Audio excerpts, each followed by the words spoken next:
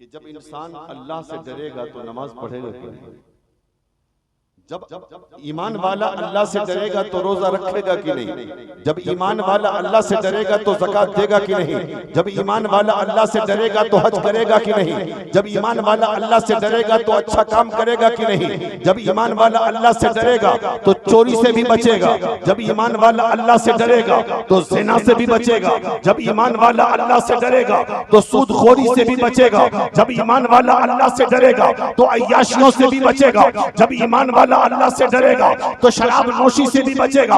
जब ईमान वाला अल्लाह से डरेगा तो हर तरह के पाप से बचेगा, हर तरह के गुनाह से बचेगा, हर तरह की गलती से बचेगा, हर तरह की खता से बचेगा।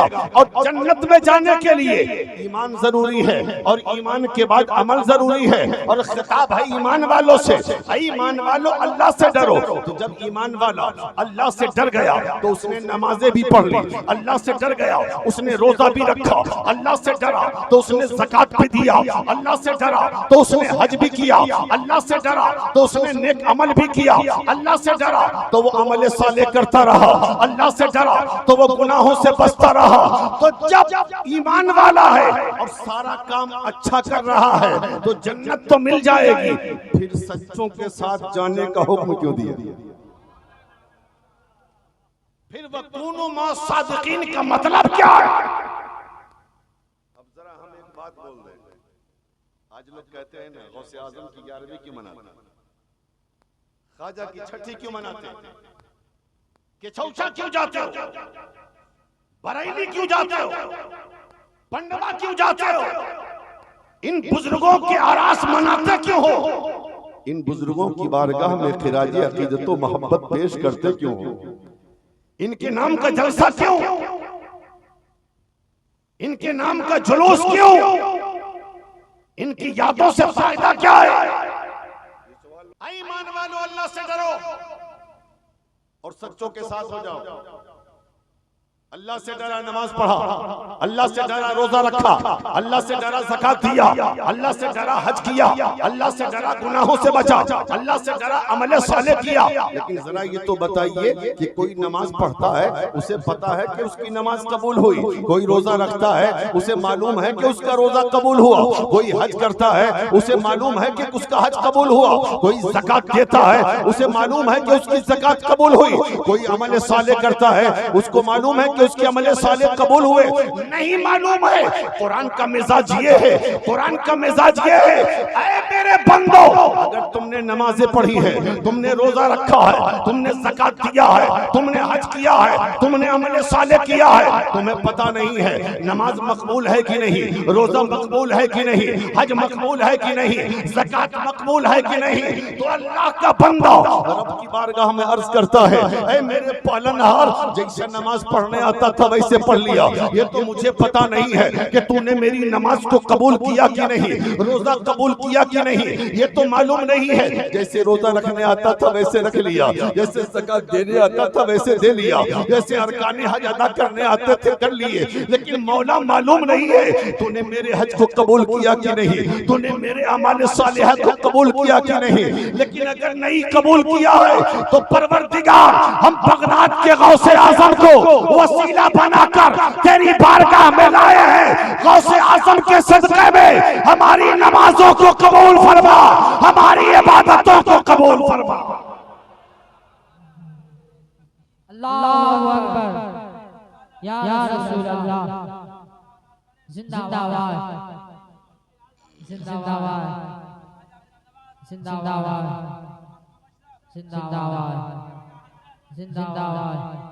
तो अल्लाह तबारक व तआला अपने महबूबीन के वसीले से हमारी नमाजों को कबूल फरमाता है, हमारे रोजे को कबूल फरमाता है, हमारे अमाल सालिहा को कबूल फरमाता है। आप कहेंगे मौलाना ये कौन सी बात आपने कर दिया? मैं कहूंगा दलील चाहिए, आओ दलील ले लो। हजरत शेख सादी लिखते हैं, हजरत शेख सादी लिखते हैं, हजरत शेख सादी लिखते हैं, एक मर्तबा हजरत ख्वाजा गरीब नवाज हज के लिए मक्का शरीफ पहुंचते हैं। जरा गौर से सुनना, मक्का शरीफ पहुंचते हैं, तवाफ काबा करते हुए एक हाजी के ऊपर गरीब नवाज की नजर पड़ती है। वो हाजी अल्लाह की बारगाह में अर्ज करता है, लब्बैक अल्लाहुम्मा लब्बैक, ऐ मेरे मालिक मैं हाजिर हूँ, मेरे परवरदिगार मैं हाजिर हूँ। हजरत गरीब नवाज कहते हैं मैंने देखा वो लब्बैक अल्लाहुम्मा लब्बैक की सदाएं लगा तो रहा है, लेकिन रब की आवाज आती है, ला लब्बैक बंदे तू हाजिर नहीं है, ला लब्बैक बंदे तू हाजिर नहीं है। तवाफ काबा के बाद वो सफा मरवा की सही कर रहा है, मैं उसके पीछे पीछे हूँ, वो लब्बैक अल्लाहुम्मा लब्बैक की सदाएं लगा रहा है, मौला मैं हाजिर हूँ, मौला मैं हाजिर हूँ। लेकिन रब की आवाज आती है, ला लब्बैक बंदे तू हाजिर नहीं है। उसके बाद वो मिना में कुर्बानी करता है, हालात ऐसे ही है। मुज़दलिफा में क़याम करता है, हालात ऐसे ही है। अरफात में गया, उसने फिर लब्बैक अल्लाहुम्मा लब्बैक की सदाएं लगाई, अरकान हज अदा करता जा रहा है और अल्लाहुम्मा लब्बैक की सदाएं बुलंद करता है। लेकिन हर जगह यही आवाज आती है, बंदे तू हाजिर नहीं है, बंदे तू हाजिर नहीं है, बंदे तू हाजिर नहीं है। गरीब नवाज कहते हैं मैं हर जगह उसे ऐसा ही देखता रहा, जब मुझसे रहा न गया, मैदान अरफात की भीड़ से उस हाजी को मैंने बाहर निकाला और निकालने के बाद उसको कहा, तू कैसा हाजी है, तू कैसा हाजी है, तू कैसा हाजी है। वो हाजी मुस्कुरा के कहता है, मोइनुद्दीन क्या बात है, क्यों इतने टेंशन में हो, क्यों इतने गुस्से में हो। हजरत गरीब नवाज फरमाते हैं कि मैंने, हजरत गरीब नवाज ने कहा तू कैसा हाजी है, मैं तवाफ काबा से लेकर मैदान अरफात तक तेरा पीछा कर रहा हूँ, हर जगह तू लब्बैक अल्लाहुम्मा लब्बैक की सदाएं लगाता है, लेकिन हर जगह ये आवाज आती है, बंदे तू हाजिर नहीं है, बंदे तू हाजिर नहीं है। जब अल्लाह ने तेरी हाजिरी को कबूल नहीं किया, तेरे आने को कबूल नहीं किया, तेरे हज को कबूल नहीं किया, तू यहाँ पड़ा क्यों है, घर क्यों नहीं चला जाता, अपने घर क्यों नहीं चला जाता, अपने वतन क्यों नहीं चला जाता। तो वो हाजी हजरत ख्वाजा मोइनुद्दीन चिश्ती से कहता है, मुस्कुरा के कहता है, मुस्कुरा के कहता है, मुस्कुरा के कहता है, मोइनुद्दीन आपने मुझे पहला साल देखा है कि इससे पहले भी देखा था, इससे पहले भी देखा था। गरीब नवाज फरमाते नहीं मैंने तो पहली बार तो देखा है। तो वो हाजी मुस्कुरा के कहता है ये मेरा पहला साल नहीं है, मेरा 24वां साल है। वो हाजी कहता है मोइनुद्दीन मैं 24 साल से लगातार आ रहा हूं, 24 साल से लब्बैक अल्लाहुम्मा लब्बैक की सदाएं बुलंद करता हूं और रब की आवाज बदस्तूर यही आती है, ला लब्बैक बंदे तू हाजिर नहीं है। अब तो गरीब नवाज को और ताज्जुब हुआ है, मैं तो पहला साल सोच रहा था, तो 24वां साल है, कब फिर क्यों आता है, चला क्यों नहीं जाता। तो वो हाजी मुस्कुरा के कहता है, लब्बैक के जरिए अपने बंदे को याद कर रहा है, ला लब्बैक के जरिए अपने बंदे को याद कर रहा है। क्या मेरे लिए इतना काफी नहीं, मेरे लिए इतना ही काफी है। अब हजरत गरीब नवाज ने मुराकबा किया, मुराकबा करके अपने रब से पूछा, मेरे मालिक इसमें राज क्या है, इसमें हिकमत क्या है, इसमें कौन सा राज पोशीदा है।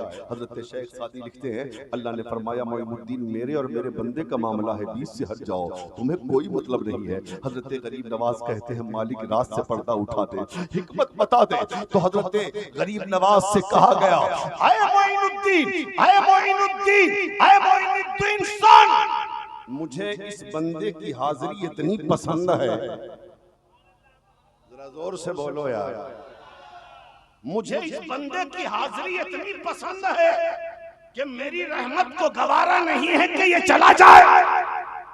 अगर मैं कह दूं कि तेरी हाजिरी कबूल है तो चला जाएगा, और मेरी रहमत चाहती है कि ये यही रहे, ये यही रहे, इसीलिए ये लब्बैक कहता है। अब मेरी तरफ से आवाज जाती है, ला लब्बैक बंदे तू हाजिर नहीं है, इसीलिए लगातार आता है, ये लगातार हाजिरी देता है। मोइनुद्दीन सुन, और इस 24 साल में मैंने जितने हाजियों के हज को कबूल किया है, इसी की लब्बैक की वजह से कबूल किया है, इसी की हाजिरी की वजह से। सुभान अल्लाह, नारे तकबीर, नारे रिसालत, मस्जिद आला हजरत, जश्न गौसुल आला का रन, सर ज़मीने ती पहाड़, नौजवाने कमेटी, नारे तकबीर। ये अल्लाह वाले, ये अल्लाह वाले, गौर से सुनना, लतीफे मैं नहीं बोलता, आपका वक्त खराब नहीं करता मैं। हाँ, बात सुनने आए हो गौसे आजम की तो सुन लो। ये अल्लाह वाले, ये अल्लाह के नेक बंदे जो वहां जाकर भी रोते हैं, अपने गुनाहों से माफी मांगते हैं। और आज का पीर 20-20 उंगलियों में अंगूठियां पहनने वाला पीर, औरतों की तरह बाल रखने वाला पीर, सड़कों पर अपनी नुमाइश करने वाला पीर। आज का पीर तो मुरीद करने से पहले कहता है कि मुरीद हो जाओ, जन्नत में चले जाओ। ये पता ही नहीं है कि ये पीर ही जन्नत में जाएगा कि नहीं। मुरीद तो दूर की बात, ये पीर जन्नत में जाएगा कि नहीं पता नहीं, लेकिन आज तो पीर मुरीद करता है और जन्नत का परमिट दे देता है, जन्नत का टिकट दे देता है। तुम्हारे अब्बा की जन्नत है, इतनी आसान जन्नत है। इतनी आसान अगर जन्नत होती तो गौसे आजम को 40 साल तक इशा के वजू से फज्र की नमाज नहीं पढ़नी पड़ी। अगर इतनी आसान जन्नत होती तो पीराने पीर को 15 साल तक एक पैर पे खड़े होकर कुरान की तिलावत नहीं करना पड़ता। अगर इतनी आसान जन्नत होती तो गरीब नवाज को खुरासान की पहाड़ियों में बैठकर रब की बंदगी नहीं करना पड़ता। अगर इतनी जन्नत आसान होती तो मखदूम समनानी को समनान के तख्त व ताज को छोड़कर फकीरी की चादर न ओढ़ना पड़ता। अगर जन्नत इतनी आसान होती तो हजरत साबिर कलियरी को 12 साल तक भूखा रहकर सब्र को एक नहीं देना पड़ता। अगर जन्नत इतनी आसान होती, अगर जन्नत इतनी आसान होती तो इमाम अहमद रजा को अपनी 68 साल हयात ज़ाहिरी इस्लाम की खिदमत के लिए नहीं देना पड़ता। पता चला जन्नत इतनी आसान नहीं, जन्नत इतनी आसान नहीं, जन्नत इतनी आसान नहीं। बहुत मुश्किल है जन्नत, बहुत मुश्किल है जन्नत। जब बंदा 40 साल तक इशा के वजू से, और आज ये नारा लगा रहे थे सब, अली अली का नारा। हम मुखालिफ नहीं है, हम नहीं लगाएंगे तो कौन लगाएगा? हम नहीं लगाएंगे तो कौन लगाएगा? हम मौलाए कायनात का भी नारा लगाएंगे, हम उस्मान गनी का भी नारा लगाएंगे, हम फारूक आजम का भी नारा लगाएंगे, हम सिद्दीक अकबर का भी नारा लगाएंगे। हुजूर ने फरमाया असहाबी कल नुजूम बियहिम इक्तदैतुम इहतदैतुम, मेरे तमाम सहाबा सितारों की तरह है, तुम उनमें जिनकी भी इक्तदा कर लोगे तुम हिदायत पा जाओगे। मेरे लिए तमाम सहाबा सितारों की तरह है। लेकिन सिर्फ नारा लगाओगे, सिर्फ गौसे आजम की महफिल मनाओगे, तालीमाते गौसे आजम पे कौन अमल करेगा? तालीमाते गौसे आजम पे कौन अमल करेगा? अली अली का नारा लगाओगे? लगाओ। और हम कहते हैं नारा लगाओ, लेकिन अली का हाल क्या था? नमाज में थे, तीर निकल गया पता भी न चला।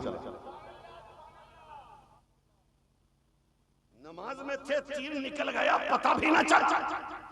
तुम नमाज में रहो, पूरा हिसाब, पूरा किताब, पूरी तिजारत नमाज में तुम्हारे दिमाग में। अली नमाज पढ़े